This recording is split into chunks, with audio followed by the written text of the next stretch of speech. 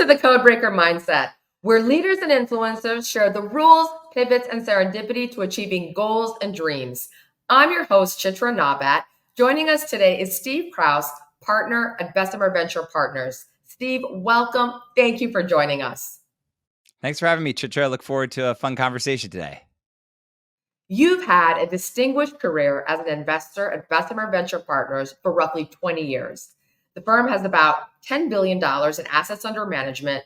You've invested $500 million in over 50 companies, of which several have gone public, such as Allscripts, Chimera, Collective Medical, and a few have been acquired. You started your career as a consultant at Bain. Take us through your journey from Bain to becoming a distinguished investor. Yeah, well, actually, my journey starts before Bain. I grew up thinking I wanted to be a journalist, which is something that I know you've been, Chitra.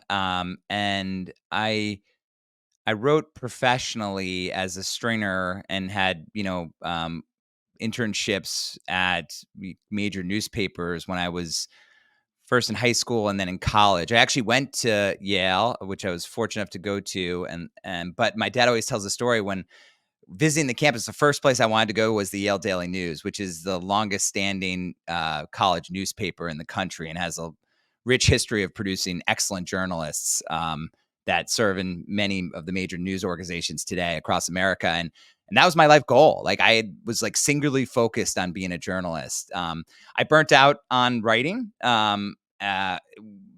through that process in college, and frankly didn't really know what I wanted to do. Hadn't really thought about business, honestly, as a young person and even a college student.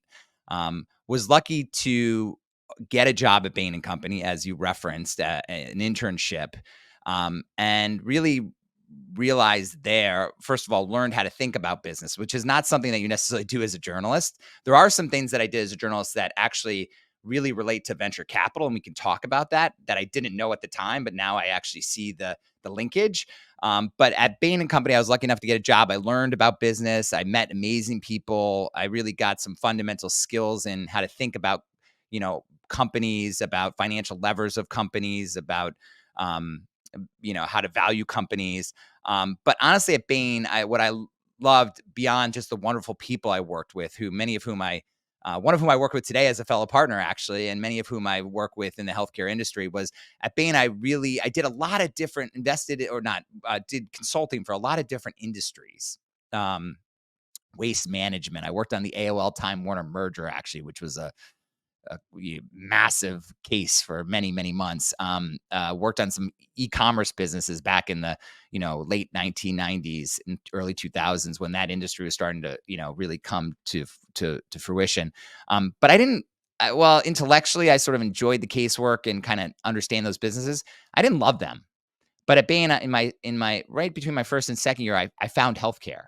I wasn't a classically trained biology or chemistry major. I hadn't really thought about the healthcare industry, but it was at Bain that I found healthcare, and I fell in love with healthcare. And so that's how I ultimately got into the healthcare industry, which is I think of my first as someone who loves healthcare, who cares deeply about it, who thinks a lot about it. And I get to be an investor, which I really enjoy on the venture side too, and work with entrepreneurs who are trying to change our industry. But I credit Bain for igniting my love of healthcare. So then how do you go from Bain to actually making that transition to venture? Well, it's a little still a circuitous story, Chitra. I had been at Bain for about 2.5 years. I realized I didn't want to be a consultant for my life. I had learned a lot. I credited, as I said, it for igniting that interest in healthcare. But I think one of the reasons I like healthcare is you can do well and do good at the same time, which I think is just an awesome way to spend your time when you're working. That yes, you can financially do well. Our companies and the entrepreneurs that we invest in can, do well and do well for their employees and their shareholders. But we're also ultimately, when working in healthcare, making a difference in people's lives and in a very important industry.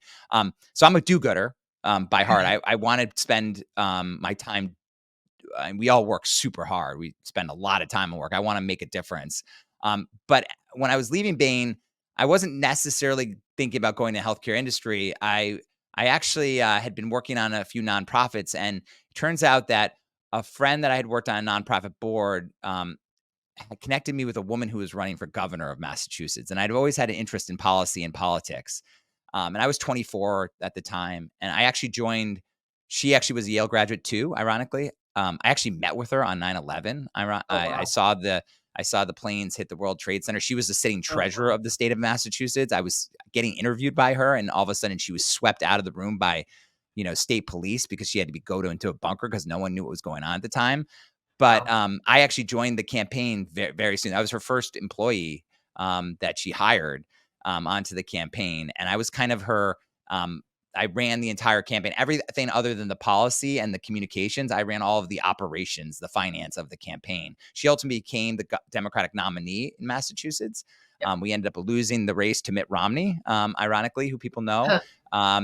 But in that campaign, our lieutenant governor candidate, and this is just a story to tell, I think, younger people that you never know where life's going to take you. But our lieutenant governor candidate, who we had joined forces with, actually was the person who founded Bessemer Venture Partners healthcare practice.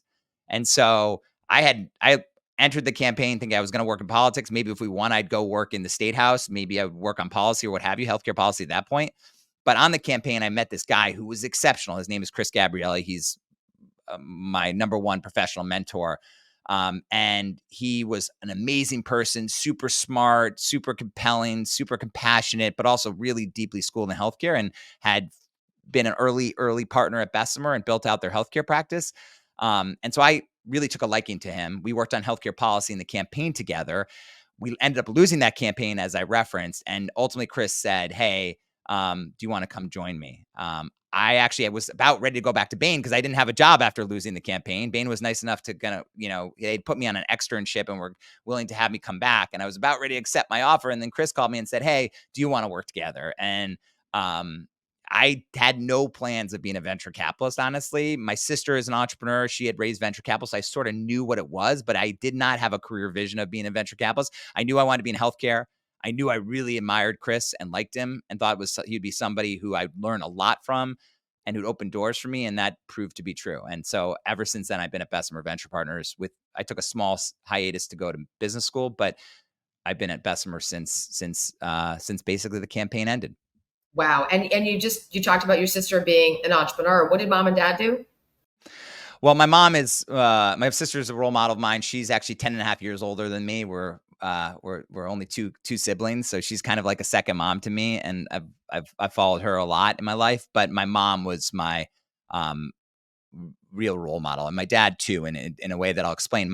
My mom was, I had a very different family. I was raised in a family where my mom was the breadwinner, where my dad was an entrepreneur, but more of a blue collar entrepreneur, had some successful businesses. But when I was about 3, my mom, who got an opportunity to work as the head of HR in a major bank in New England. And ultimately, that was her break. She was super smart, super Wow. well educated, um, but got this break and ultimately became CEO of that bank and actually was the first woman to run a major commercial bank in America.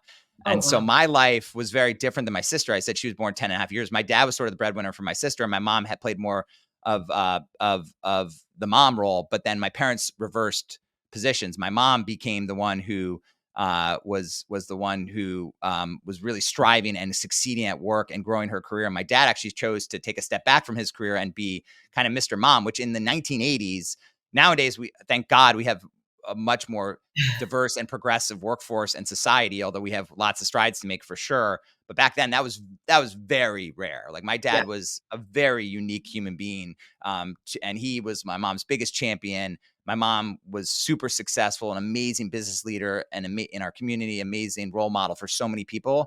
And I learned a lot from her, and she taught me a lot about how to be a leader. But my dad also taught me a lot about how to support someone and how to, you know, so many things I've learned from my dad in terms of what he did to support my mom, which have impacted me. Both of them are my role models. For those people who might want to look her up, since you said she was a pioneer, Her what name was was her name was her name was Eileen Kraus. She's and the passed, bank? unfortunately. Yeah, Sorry to the hear bank that. ultimately the bank was the bank was ultimately became Fleet Bank, which was acquired by Wow. Bank of America. The one that Okay. she was the head of was called Shawmut.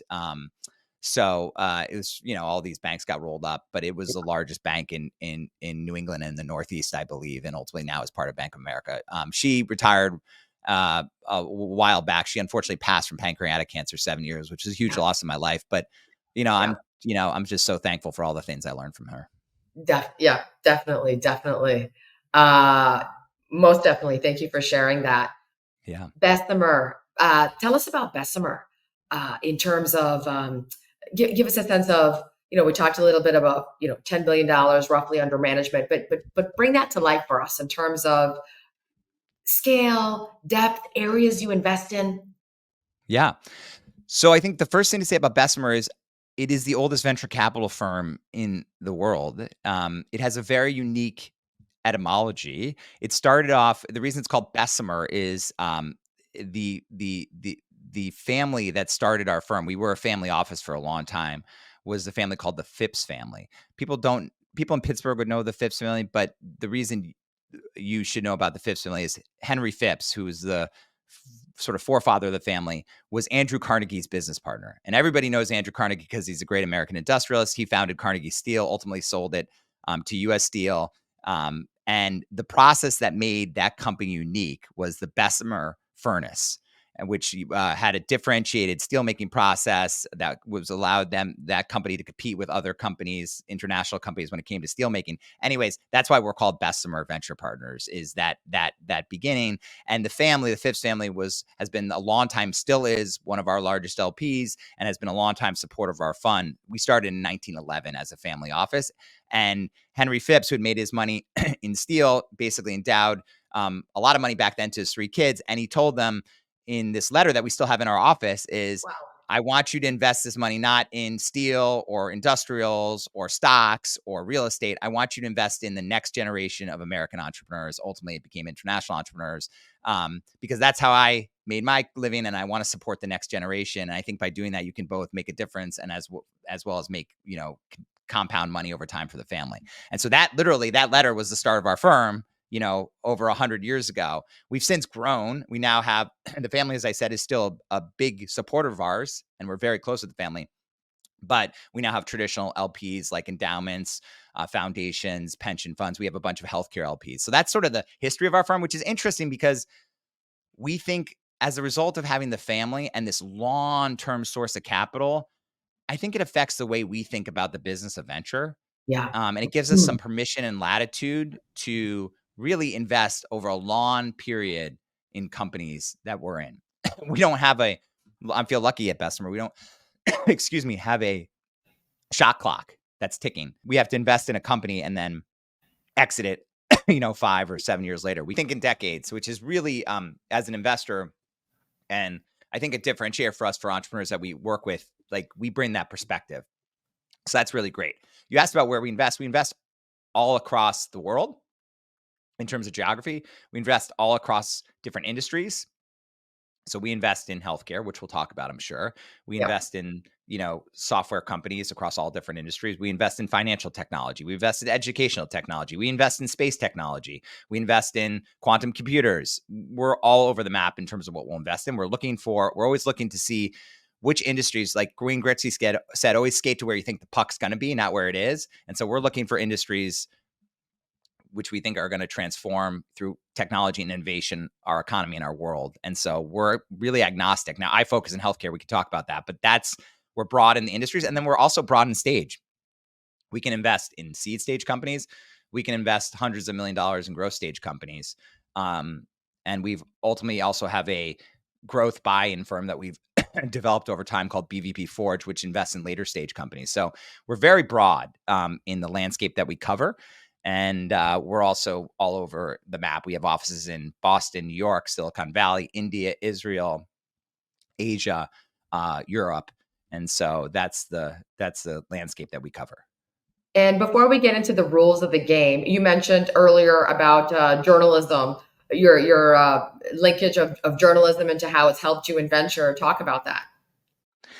Yeah, I didn't realize at the time, but as I've grown to do this, I've realized that I really benefited from the journalism career because what do you do when you're especially at the early stage, when you're trying to figure out whether this is a founder and this is an idea or a concept that you want to invest in, you're talking to them, right? Because there aren't financial metrics to analyze. You're trying to understand who they are, what makes them tick, what's their unique edge, what's the interesting part of the story, right? If you will, the story of the journey that they want to take in their entrepreneurial career, right? It's the same thing you do as a journalist.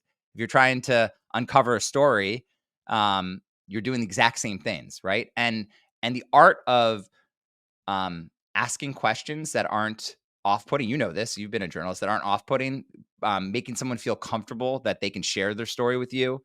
Um, asking the tough question that gets to the crux of something, but doing it in a way that's respectful and that creates trust. Like, those are things that I learned as a journalist.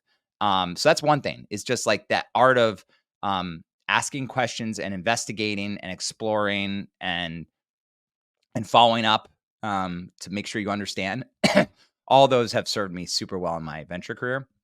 And then I'd say part of what I do as a venture capitalist is also sell, right? And Mm, communicate. And one of the ways, the way you sell as a human being is you communicate. You figure out what that edge is. For me, it's like, what's my edge as an investor? Why does someone want to work with me? What makes Bessemer unique? We talked a little bit about that. And how do I how do I sell that to the entrepreneur, that they want to work with me? So communication is really important. Communication is important in my firm. How do I convince my fellow partners that why now? Why this business now? What mm, makes this opportunity? Why this entrepreneur? How's this going to work out? Tell me, because we're investing in things that they aren't clear when we invest in mm. them, that they're going to become the next, huge company, right? So you got to be able to paint that picture of why we should be excited about this versus all the other things that we see every single day. We see a lot of opportunities, right? So there's communication internally. And then, of course, what we try to do at Bessemer is also communicate our learnings and our thought leadership to the rest of the world, right? So we do a lot of actually marketing of things. So, for Mm. instance, in healthcare, one of the things we've done is we've benchmarked. We've met with so many companies, we've worked with so many companies, and we realized that in the digital health space, which is relatively immature, it's a relatively new industry, really a decade and a half in the making. There hasn't been a source of, okay, if I'm at $10 million, what should my financial profile look like? And what's the journey from 10 to $100 million? And so me and my colleague, Sophia Guerra, she's done great work on this. We've actually benchmarked all that work. And then that's data. We've got all the data. Then how do you package that data and put it into a piece that people want to read, and that Yeah. people say, oh my God, Bessemer really they have experience in this space. They've worked with leading companies. They know how to help me think through the journey that I'm going to take as an entrepreneur. And we've done pieces in health AI recently, because we've done a lot in AI. We've been investing in health AI for like 6 years. We sort of saw that insight a while ago, but we've packaged a bunch of those learnings into pieces and thought leadership. So I think that's really important. So you're constantly communicating, you're constantly selling, and I think that's something that I learned, that the ability to communicate in an authentic, original, interesting, creating an edge on the thing that you're saying way. You learn that as a journalist too. So you've actually outlined perhaps some of the rules of the game in what you've just shared, but let's get into the rules of the game. What are the written rules of investing? Really good question. I mean, the clear, obvious written rule is that we raise capital at Bessemer from, as I said, foundations, endowments, pension funds, some family offices. These are institutions that are investors themselves. They've chosen to invest in Bessemer over any other number of opportunities. They could invest in real estate. They could invest in hedge funds. They could invest in public stock markets. And so, why are they investing in Bessemer? They're investing in Bessemer because they think they're going to get outsized returns for the risks that they're taking, right? So the number one rule of the game is you have to produce those returns, right? Like, that's what drives us. But and we have multiple customers, and our LPs are the ones who invest in our fund and keep us in business. And we have to do well by them by making returns. That's the number one written rule. But that's the explicit rule. Then how do you get there? In what I do is, the way you get there is, I'd say, couplefold. Um, you need to In investing, you need to find an edge, okay? And there's many different ways that you can find an edge, but I think um the two primary ways are: one, you have to have unique insight into where the puck is headed, as I said.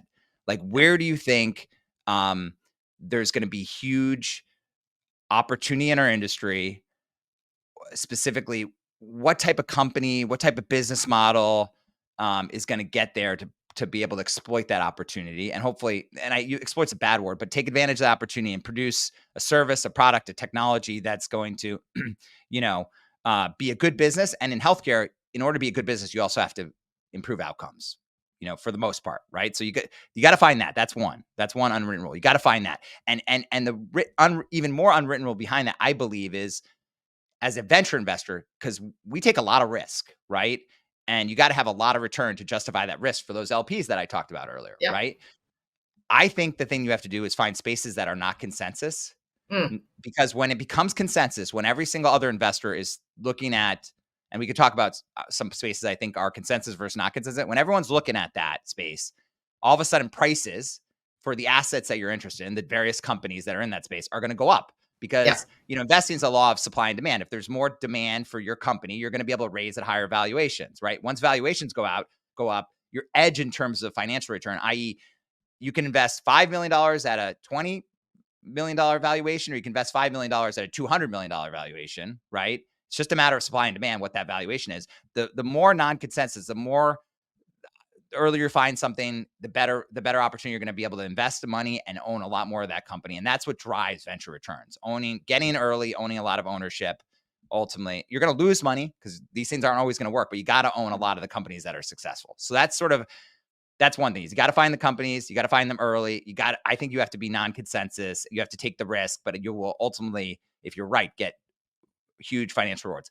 That's one unreal. The second unwritten rule is you got to find great people, right? You got to find great founders who are exceptional, who are themselves have some kind of edge. It could be lots of different reasons. I was just talking to my colleague about what drives different founders. Some it can be money. Some it can be competitive spite. Some it can be they just love this idea. They think it needs to exist in the world. They don't care about the money they make, right? It could be that they love to build great teams. They're great recruiters. They're great motivators. Lots of different entrepreneurs have a lot of different profiles of what drives them, but you got to find a great entrepreneur. And you got to be able to not just find that person, but then convince them that they need to work with you. They need to work with you. They need to work with Bessemer. And by working with us and Bessemer, they can trust us. They've talked to other entrepreneurs who worked with us, who like to work with us, but that combination, ultimately it's the entrepreneur who's the one that is our other customer. They make it happen. They do all the work, but they need to want to work with us. And so you need to be able to, that's the second unwritten rule. You need to be able to find great people and convince them to work with you. I want to go into 3 words you talked about. You said insights, edge, and consensus versus the non-consensus. So take us into your secret sauce on your pattern recognition, right? What are the data, the signals, the pattern recognition that cause you to decipher, okay, what is true insight? What is what you call the edge? What is consensus versus non-consensus? Take us into that process. Yeah. I think it's a couple fold. I'd say in healthcare, it really helps to be a deep domain expert. I've always said that a lot of healthcare innovation and trends and macro forces are because 50% of payments in healthcare are driven by the government. A lot of it is the intersection of where the puck's headed in terms of public policy, which is often laid out by the government and by states in terms of Medicare and Medicaid payments, where they want to take the puck, and finding those opportunities.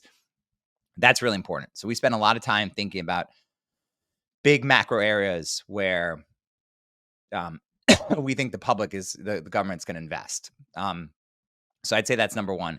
And then number two, I feel really lucky to work at a firm like Bessemer because, and AI is a little different, but frankly, Bessemer has been investing in technologies that attack various different industries. And healthcare traditionally has been a late adopter of technology. So I actually get the benefit of seeing where my other partners are investing and then seeing where it's worked in other industries and thinking about where that might apply to healthcare. So let me give you a great example of that, right? There's 2 examples. I was really early in investing. You mentioned Allscripts, but we've invested in a bunch of other EMRs early in the day. Back 15 years ago, when you went to a doctor's office, you talk to a doctor and they'd be writing your notes down on pen and paper. That's crazy. right? Like, I mean, think about that'd be like if you were going to a cafe or like Walmart and they were like, they were like doing, you're going checkout and they wrote it down on a paper and they figured out how much, like that didn't exist because all those other industries, and these are industries at Bessemer, they had systems of record. They Yeah. had Oracle, they had sales, whatever. All these systems of record had been invested in every other industry like 10 years, 20 years before healthcare, actually technology came to healthcare. I was like, wow, well, this has got to change. And then it turns out this is a combination I was talking about. The government realized this was crazy. Like all this data wasn't captured in digital format. This didn't exist in any other industry. So the government's basically created this high tech act, which plowed $40 billion into doctors and health systems adopting electronic medical records. Well, okay. It was like those two insights, like this can't exist in healthcare much longer because it doesn't exist in any other industry. Plus the insight from the public policy, I knew this was coming. I saw this being formulated. So we just invest. Like it was like, this is where the industry's going. And so that was like one example. And then when it came to virtual care, right? A lot of people, I talked about consensus, non-consensus. A lot of people in our industry, partly because I was early in digital health and it was a nascent industry, there weren't a lot of investors, but a lot of people woke up to digital health around the pandemic, right? Yep. You saw a lot of people, oh my God, you can't go see your doctor in office. You saw a lot of venture capitalists funneling a lot of money into virtual care companies. Well, we started investing in virtual care companies like five years before the pandemic, because once I saw that the data was captured in the electronic medical record, that's like the base layer, right? Like that's like, just getting the data in. Then what do you do with the data, right? Well, Yeah. we started investing in like Collective Medical, which is kind of like an analytics company that sat on top of EMRs. And then once you have the analytics, and it's like, okay, then you're going to start to use digital tools to affect care. So it's like, oh, wow, in other industries, you can go get a car, a black car at the time, or, via Uber, you can go order food and DoorDash. These are companies that Bessemer was investing in, right? You can like, do anything online in other industries. And yet in healthcare, we were completely digital, Luddites, right? In terms of so I was like, this is going to change. There has to be care delivered online, not every type of care, but certain care. So we invested in companies like Hinge and Headspace way before other investors started getting into, virtual care. So we were in Yeah. the early rounds of those companies, not the later rounds. That's kind of like those two. It's like the mix of those. And yes, ultimately the government really poured money into virtual care because they had to, because of the pandemic, but that wasn't the time to be investing in those companies. You want to be investing in companies ahead of that. Yeah. And then we could talk about AI, which is a whole nother thing. And again, as I said, we started investing in health AI 5 or 6 years ago, way before, even before Gen AI and Chat GPT. We saw this sort of insight. And so again, wasn't consensus at the time, but we thought, the data is in the MRs. Now we're doing virtual care. Okay, now we can start to automate a lot of the stuff, right? So that's kind of the journey that we take. I'd say that's the combination. And I think this word of discernment is so critical to your business, but frankly, everyone's business, especially with the infusion of proliferation of so much information, social media, etc. You don't know what's real versus not, right? And so, how do you discern? What is the way that you discern information, signals, feedback that comes to you that's data driven versus perception driven versus manipulation driven? And when I say manipulation driven, it's that, hey, whether I'm an investor or a founder or a business person, I'm trying to drive a particular outcome. So I'm just going to say and orient the information or my statements in whatever way to get the outcome that I want, but it's not necessarily independently verifiable. So how do you discern between data driven, perception driven, manipulation driven? Really good question. I think I'm perception driven. I don't, it's, I pay attention to what other venture capitalists do, but I don't use that as a signal. Because I think there's a lot of FOMO in our industry. Oh my God, this firm did this deal or blah, blah, like that. That's just it. There's a lot of opportunities out there. There's so many great spaces and entrepreneurs to invest in. Like, great, good for that company, great for that entrepreneur, that investor, that entrepreneur. But like, I don't lose sleep at night about that, which is weird. Some people like are very in tune about what deals do we miss. Like, yes, I don't like to miss investments and opportunities, but I don't let what other venture capitalists do drive my decision making. I respect them. I like to partner with them if we see the world the same, but that I don't spend a lot of time thinking about. So I'm not really doing that. I'm spending my time thinking about the things that we talked about earlier, like what are the areas and roadmaps that I want to be investing in, and really understanding those and going deep in those, so that when we see someone who's got an idea in that, we've done all the work to know the space. the opportunities, the threat, the weaknesses, the different business models. And when we see something we like, we jump on it. Like we move really quickly. That's where I choose to spend my time. And so that's sort of like, there's data in, I think it is a very data driven model. We call it road mapping at Bessemer. Like we have to, as a firm, each partner have to tell our other partners what we're working on, Yeah. get up and present, like, this is a space we want to go after, and really do like almost like a Bain level type of analysis and Yeah. presentation on, like, you should expect to see us bring companies that look like this, partly because we invest in so many different industries. We want to have a common language by when someone brings something, it's like, oh yeah, Steve told me he was going to be looking there. That makes sense. Yeah. So that's really data driven on our part, to use your term. And at the early stages, the data that you're really getting is external data on the opportunity, because there might not be financial data when the entrepreneur comes and presents to you. They might not have like P&L, or, they might not have customers. There's data in the product. Does the product sort of fit with the work that you've done? You can go talk to potential customers as data. Like, if this existed in the world, would you use it? What do you use now? What are the challenges you have with the product or the service or the software you use now? Like, what could be better? And you try to take that external data and jam it against what the entrepreneur is working on, and sort of like triangulate if there's an opportunity. And then another piece of data you get at the early stage is, like, as I said, spending a lot of time with the founder, talking with Yeah. them, like, what makes them tick? How to, talk about how they grew up. What was their background? How do they have the experience to do what they want to do now? Maybe they don't. Like, okay, so if they don't, like, talk to them about, what do they think the pitfalls might be? What do they think their strengths or weaknesses are? Like, that's all data, those conversations at the early stage. Of course, as you get in the later stages, you actually have more financial data. And then we go really analyze that. As I said, we spend a lot of time on understanding how these companies grow and mature and what the metrics should look like. So that helps us when we come to an opportunity to quickly assess it. So that's sort of the data driven. I think we are very data driven, but it's different. It's like different horses for different courses, if you will. Like, in the early Yeah. stage, you got to play a different game than the growth stage. And then the malfeasance side, listen, I've looked at some of the companies in our space that ultimately were colossal failures, and maybe even some senses of fraud. Um, you know,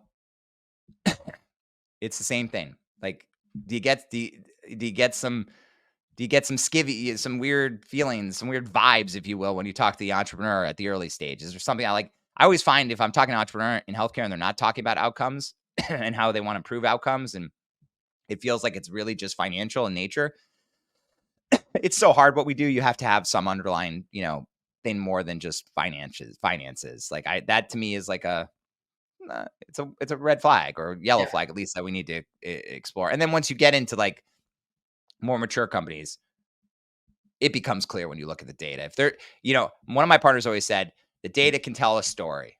A story can't tell the data. Huh. And so, if an entrepreneur tells me something, listen, not everyone's always perfect, and some people always sell ahead of things. But like, if you start to see several times where like the data doesn't match up with the story they're telling, usually those are yellow flags as well. So that's kind of how I try to get to the bottom of things in the work I do, and our team does.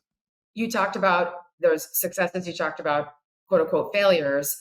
What's your review, post-mortem, and learning process on investing? And then how do you feed that into your pattern recognition and update your quote unquote investment algorithm, quote unquote playbook algorithm? Yeah, great question. I love my firm, and you can see this publicly at Bessemer, because two things. One is, on our website, there's two types of failure. There's a failure of omission and commission. Omission meaning you didn't do the opportunity. Commission meaning you did it and it didn't work out. In venture, if you miss a big opportunity that you had an opportunity to invest in, like, that's kind of bad, right? And what I love about Bessemer is you can go to our website, bvp.com, and you can find an anti-portfolio. And why do we call it the anti-portfolio? These are companies that we missed, that we saw, we had the chance to invest in, and we didn't do. So, for instance, one story, my partner, David Cowan, who's like probably one of the best venture capitalists out there, he years ago was at a party. It was like a house party. A friend of his said, hey, you got to go meet these two guys who are playing ping pong in my garage. He was like, it's a weekend. I don't really want to, I want to just hang out and socialize with my friends and catch up. those two guys ended up being Larry and Sergey of Google. Like David had the opportunity to potentially go invest in Google, and we didn't do that. We didn't invest in Uber. Like we're very public about the things, and I think that's actually really healthy. Now, we're fortunate in that we've had a lot of successes in our firm, and we've been around for a century plus, as I told you. But I think being intellectually honest and creating a culture of actually publicly being able to put it out there. When I was looking at Bessemer, this existed when I was a young Turk and thinking about working at Bessemer, this anti-portfolio. I was just so struck by that. Like, wow, what does that say about the culture of a firm where they know they've been successful, but at the same time they can acknowledge their failures publicly? I think it's really speaks to the culture firm. It's very true about how we operate. I think entrepreneurs are drawn to it because, like, listen, no, we're not perfect. We've done well. We're really proud of the investments we made, but we make massive mistakes just like everybody else, and it's okay. So I really love that about Bessemer when I joined. We still have that today. And then, like, just this past week, one of my partners' companies unfortunately didn't work out. It was early stage. He wrote a whole memo to the firm about his the lessons he learned from it, and was like, and so we do post-mortems, and that's one of the things I love that about our firm personally, but the thing I love about our industry venture is failure is just part of the code, right? That you talk about the code. Like in venture, you're going to lose most of the companies are not going to work out. Like by definition, I think 50% of the companies in the industry don't work out. And then the rest go on to succeed, and some go on to succeed at massive scale, right? It's a power law business. Like the top 1 or 5% drive all your returns. And so that's like really interesting industry to operate in. Yeah. And it means that you have to constantly be thinking about, why did that fail? And what did I learn from it? And failure is okay, by the way. Like that, by definition, failure is okay because half the people are failing around you. So it's a really interesting place but you need to your point, you need to learn from those failures. And I'm constantly learning and thinking about, and the technology and the market landscape is shifting around you constantly. Yeah. And so you always have to be, one of the reasons I love it, it's not just I get to work with a lot of great entrepreneurs and a lot of different business models and lots of ways to impact human health, but it's also like, wow, I gotta stay on top of my game. Yeah. Like I gotta reinvent myself as an investor every year. I'm thinking about, what did I learn from last year? And by the way, I gotta also like think about AI now, and like, how does AI apply to healthcare, and like, what does that mean? And like, that's just been in the last couple of years. Like, how cool is that to be able to constantly, be thinking about how you play the game differently, how you get smarter about different things. And then also, by the way, if you fail, it's okay. Like, but just make sure you learn from that failure. I love that. And so you talked about the shifting market landscape. Let's get into the pivots. Earlier in the conversation, you've shared some of your career and life pivots, family pivots. When you make an investment, let's get into the business side. So when you make an investment, you're holding it for 5, 10 plus years, as you talked about. Most of the elements, market forces, people, processes, the economy are dynamic, not static. So what is that pivot process in business, in investing? How do you deal with it? And is there a way to get ahead of the pivots, build in risk mitigation up front?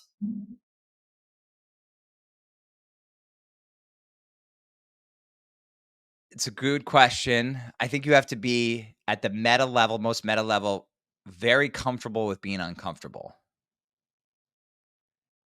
And no one likes to be uncomfortable.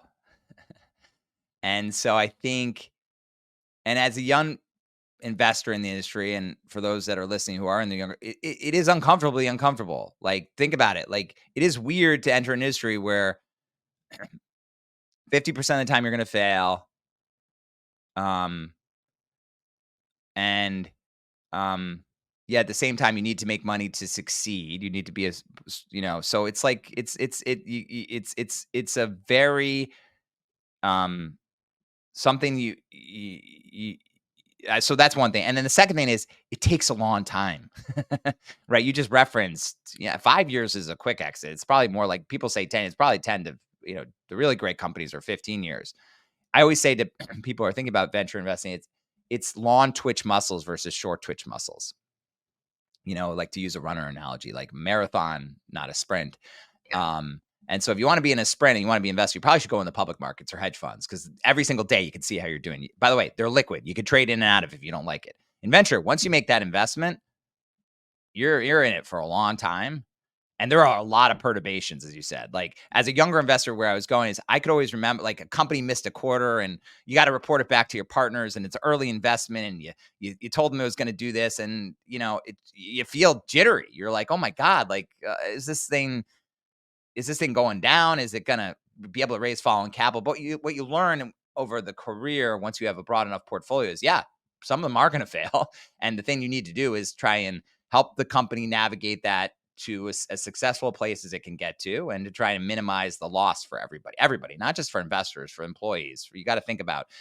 But as a young person, you're jittery, and I remember feeling jittery. But I think over time, I've gotten comfortable with being uncomfortable and realizing that some companies go down and before they go up. In fact, a lot do. And we were talking about like we were talking about this the other day in a meeting, like some of our greatest investments, almost all of them had some challenging financing, which is like, as an investor, you're thinking, oof, got to go to my partners and tell them that it's not working out right. But yet we still think that dream that I talked about and this entrepreneur that I believed in, we still think they're the real deal. And we still think it's going to become a reality, but we got to put this money in to give them the lifeline to keep going. Like almost all of our successful companies had a moment like that. Yeah. So that's just the reality of what the industry we're operating in. And I think recognizing those two things and developing coping skills for yourself, or having a life partner who can help you, or whatever, having trusting whatever you need to figure out. You need to work in a place that understands those two things, I think, in venture. And you have to also yourself, because, this type of work, any work you take outside of you into your personal life, you need to develop skills to be able to just be comfortable with being uncomfortable. You talked about AI earlier, coming up with the next frontier technology, which then translates into an investment and business, is incredibly difficult, right? Yes, there's like voluminous technologies and startups and everything out there, but it's not about volume, it's about quality. And so, what's your pattern recognition on the necessary ingredients to build and scale profitable tech and AI driven companies?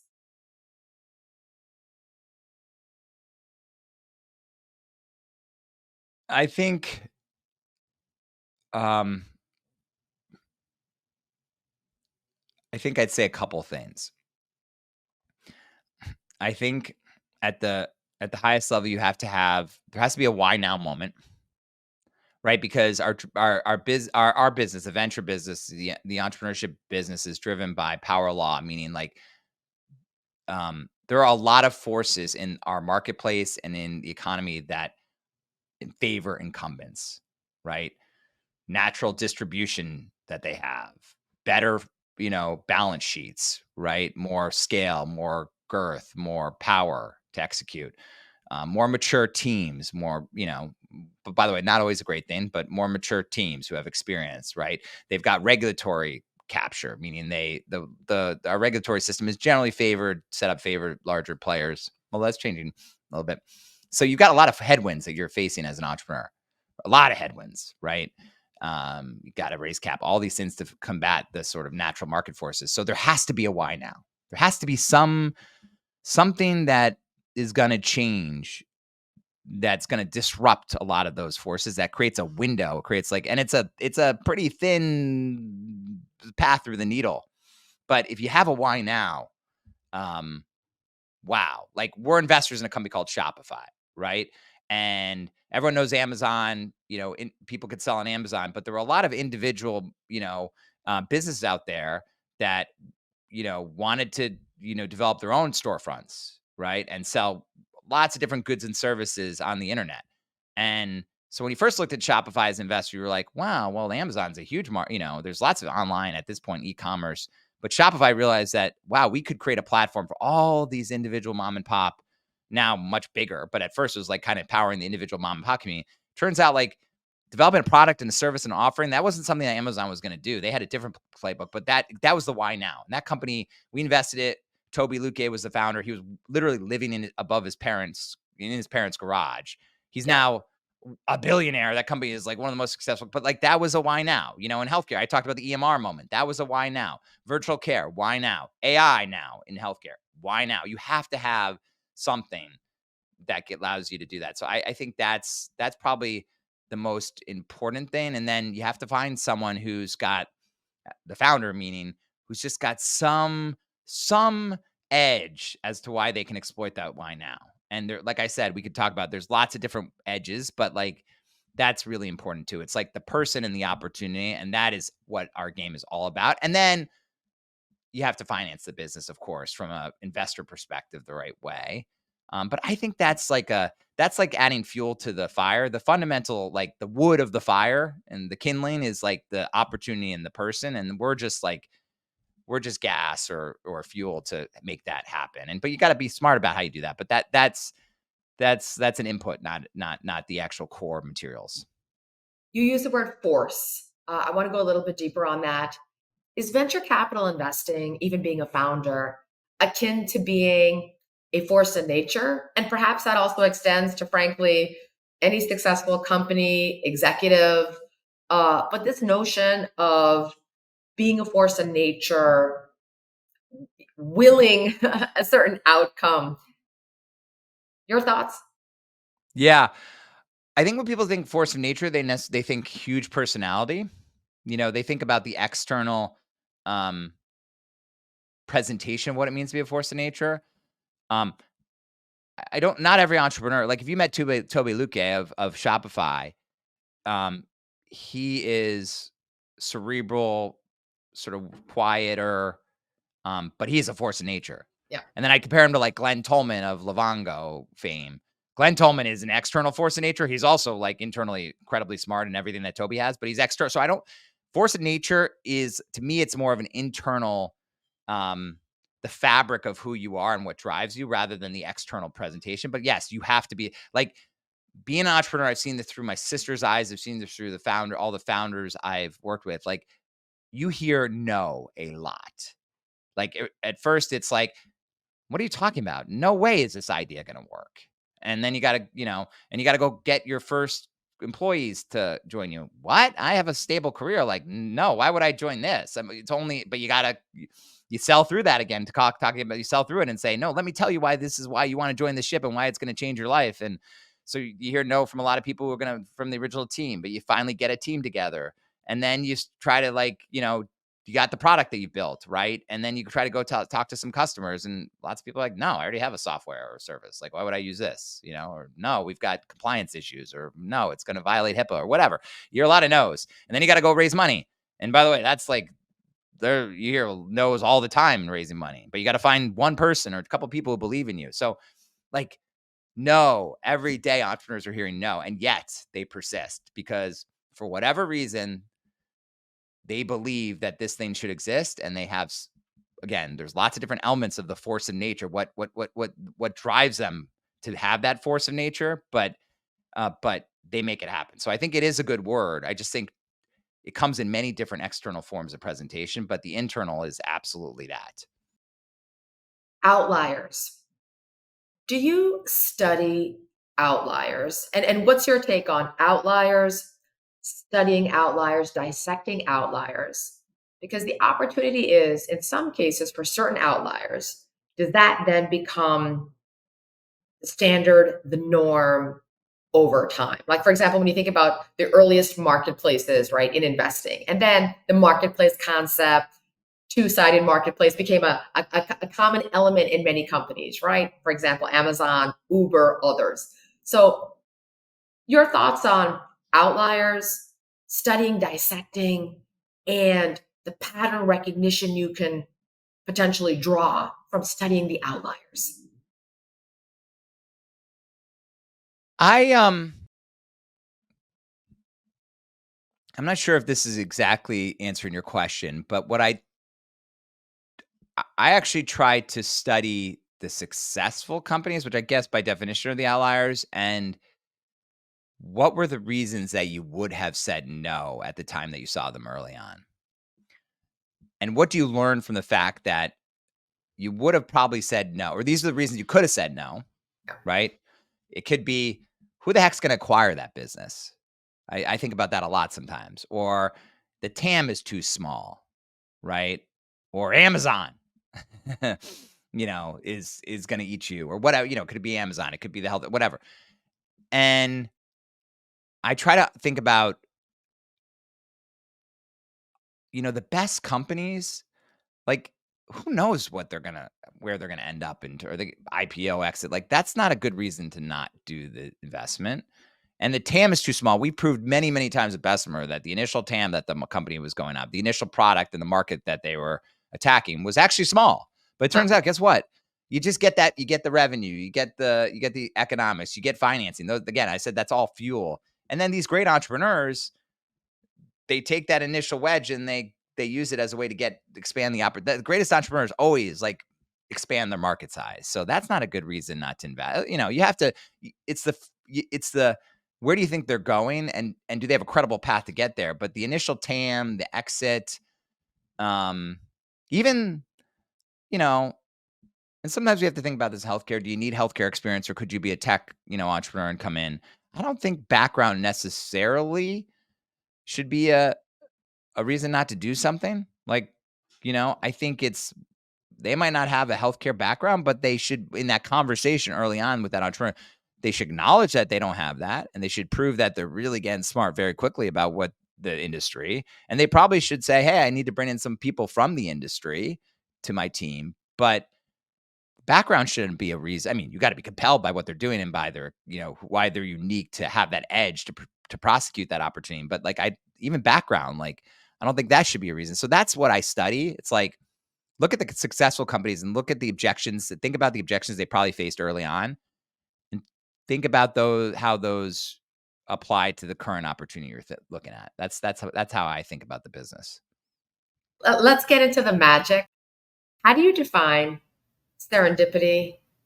How do you define intuition? I mean, serendipity is luck.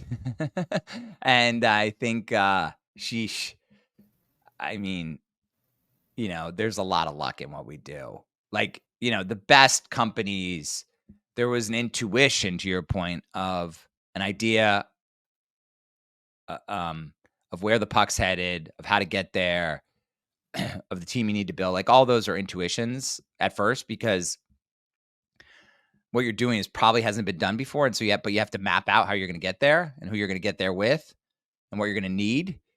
Those are intuitions, but for sure you need luck. You like, I think every entrepreneur who's been successful and investor who's been successful says, right place, right time, few breaks go this way or that way can make the fate of a company. And that's just the reality of it all. Where did serendipity play a critical role in an investment return? I mean, I'll give you an example of a current portfolio company. It's a company called The Bridge. I think people in the healthcare industry, who work in the industry, will know it. It is probably the leading, venture-backed AI scribing company. And what they do is, when you go into the doctor's office, the doctor can have a recording device. Instead of the doctor like typing as you talk to them into their, computer and their electronic medical record, they can just sit and listen and have a conversation with you, record the conversation. And that through, AI, that conversation can be, translated into text, right? And that text then can be input into your electronic medical records so that the clinical documentation is captured, so that the doctor can be paid. It ultimately converts into codes, and it also just makes for a better patient experience with the doctor. The doctor can be more focused on you, and the doctor doesn't have to spend nights and weekends, doing transcription and entering data into forms. So that's what they do. We invested in, as I said, a bridge. Actually, it was one of the last meetings I took before the pandemic. So that gives you some perspective. And at that time, ChatGPT, Gen AI wasn't around. It wasn't even a reality. There had been lots of progress in the AI field. Like, AI itself has been an overnight successful story, decades in the making. But this was an exceptional team, which was what we call bilingual. Dr. Shiv Rao, who's the founder, is both a doctor himself and knows the healthcare field really well. He's also based in Pittsburgh, worked at UPMC, so understood how health systems procure technologies. He worked in their innovation department, so he got some of that. And by the way, UPMC had a relationship with Carnegie Mellon, which is one of the leading computer science programs in the country and leading universities for producing AI talent. So that's all the raw ingredients, right?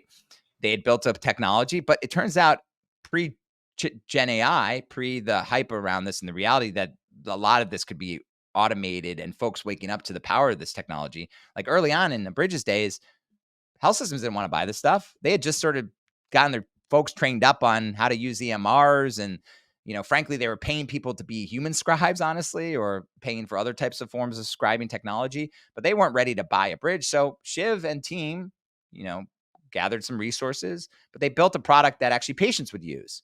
Huh. So, think about your loved one is diagnosed with cancer. If you go into that room, lots of different words are being thrown at you. And it's just an onslaught of information, and you're just overwhelmed, obviously, with the diagnosis. But then it's just a very complicated disease. So, patients would bring the Abridge technology in and they just set their phone down and they record it. And then they'd have notes that would be populated that then they and their loved ones and they could share with the doctor and they could review. And that was sort of the first instantiation of the technology. Now, Shiv had a view that ultimately they were going to get into what they are today, which is tens of lots and lots of health systems across America are using them as a transcription technology to do documentation and ultimately, hopefully, doing coding and many other things. But the first instantiation was this consumer grade product. Now, he built a great product because consumers had to use it. And it turns out when consumers use products, you get a lot of feedback, as opposed to enterprise, you get a lot of feedback from consumers. So it was really good from a product development perspective. And he worked on it in his team. But ultimately, the luck was, who knew when the ChatGPT sort of like fundamental LLM papers were going to drop? he and his team at Carnegie Mellon knew it was coming. But that moment when that happened, all of a sudden the world woke up to the potential. And so that was the serendipity. It wasn't serendipity per se, but it was a moment. And that moment, if you started a bridge 10 years earlier, it would have been too early. But he got the timing right. So it's a lot of hard work, a lot of knowledge, a lot of time actually spent pre a bridge becoming a huge success story, which it is now, but a moment of right place, right time. Steve, what's your take on the CodeBreaker mindset? Well, I think when you say CodeBreaker mindset, you're thinking about like a lot of what we talked about today. It's like, but to me, a CodeBreaker means you're doing something that is different, unusual, challenging, against status quo, disruptive, innovative, whatever you want to like. You're changing the game. So that's the CodeBreaker part to me. And then the mindset is, doing that's really hard, and like we talked about, and so you have to have a unique edge, a unique force of nature. You have to be constantly learning. You have to be willing to be okay with failing, but learning from the failures, right? Like there's in order to break the code, you got to have pretty strong mental fortitude and flexible thinking. Because like we're trying to there's a why now, but you're also trying to there's lots of headwinds we talk about, and you're trying to thread the needle to make it all happen. And so that's not easy. And so you have to be very adept at doing that mentally. And then you have to have some luck, right? And you have to realize that, hey, by the way, lots of entrepreneurs fail the first time. And second time entrepreneurs are really interesting because they've learned from their failure. And maybe the second time they get that, they learn, they iterate, and they get that, that luck kind of comes their way. That's what it's all about. And the last question, what's your advice on how to cultivate the CodeBreaker mindset? You talked about the attributes, the skills, but what's your advice on how to actually cultivate that, how to do that? And part of that also too is you said this earlier about blocking yourself, meaning protecting yourself from this notion of FOMO, fear of missing out. That can take you off path, right? So talk about your advice on cultivating the codebreaker mindset, cultivating some of those attributes, including guarding yourself from the frenzy of the fear of missing out. I mean, there's lots of investments you should make in yourself. Like, I think every human being has some unique angle that they bring to the world. And I think really exploring what that is, like if we talking back to earlier conversation for me, I did a lot of things early on. Like I thought I thought I was going to be a journalist, and then I explored that really deeply. Spent a lot of time doing it. I realized that wasn't the path for me. I think really exploring early on in your career, what are you uniquely good at? Investing in that, testing that by trying different things. And once you find that, hopefully you're also passionate about that. Cause I think like you can be good at something, but if you don't wake up every morning, like liking to do that, it's going to be a long and sloggy. And we spend a lot of time on work. That's probably not the thing you should do. You got to be passionate about it. So I found healthcare and I found working with entrepreneurs and innovation. That's what gets me up in the morning. So I really encourage people to do that. Cause I think that's really important. And then once you find it, like, be confident in it and be proud of the fact that you found something that you're uniquely good at and you're passionate about, but also always try and think about how you can learn from others. And as we talked about, continue to develop your mindset and test it, and how you're going to break the code to use language is going to change. So you got to be flexible and be able to figure that out. But I think that's the thing. Find it and be proud of it and push on it is what I'd say. Because everyone has the opportunity to do that, but everybody's opportunity is different. Steve, this was brilliant. A masterclass. Thank you so much for joining us. Yeah, thanks for having me, Chitra. It was a lot of fun. Thank you for supporting the Codebreaker Mindset. For more episodes, go to www.chitranawbatt.com to like and subscribe. Connect with me on social media at Chitra Nawbatt.